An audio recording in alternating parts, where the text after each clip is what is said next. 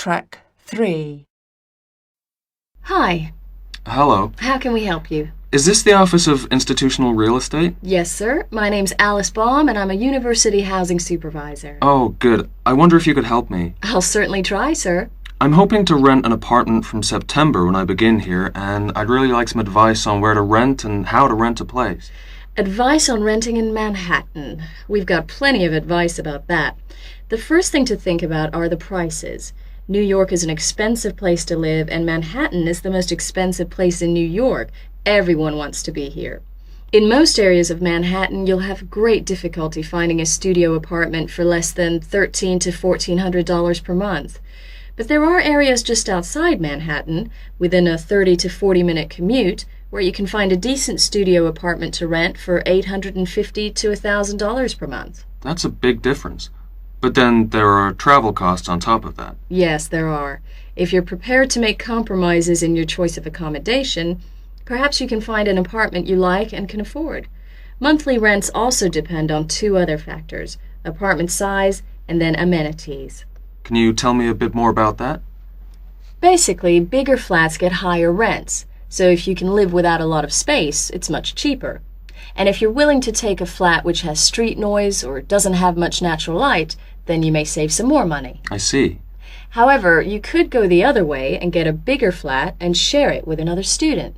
You can cut costs by sharing a large bedroom. To find a roommate, check the listings for apartment shares in the housing registry. Share a flat. I hadn't given that idea much thought. Lots of our students do that. What about amenities? Can you explain that a bit more? You need to decide what facilities you really would like and what you can do without. For example, do you want a doorman? Would you like an elevator? These kinds of things put the prices up. I don't think I need a doorman. Is there anything else I should know? Yes, remember, the housing market is very competitive, especially for affordable apartments. You need to be prepared to make decisions quickly and be flexible with your plans.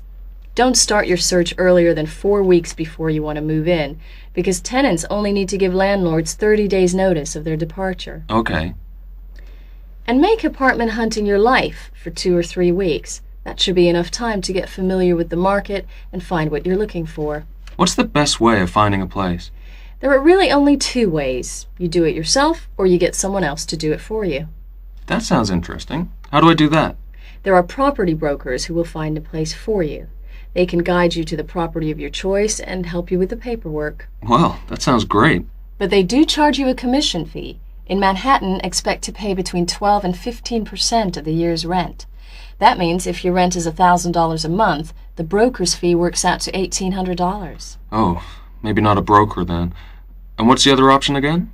Do the legwork yourself. Look in the classified ads, call landlord companies, and do online searches. Check out our website first. You mentioned paperwork. Could you tell me something about that? Sure. To rent an apartment, you may be asked to complete an application by your prospective landlord. You may also be asked to pay between $50 and $200 for credit reports. Landlords want to see evidence of steady income and good credit. I see. Because you're a full-time student, most landlords will require a guarantor, someone to guarantee you will pay the rent on time. And when the landlord approves your apartment application, be prepared to pay the first month's rent and the deposit when you sign the lease. That's a lot to think about, and it sounds like a lot of hard work. Thank you very much for the advice. You're very welcome, and good luck.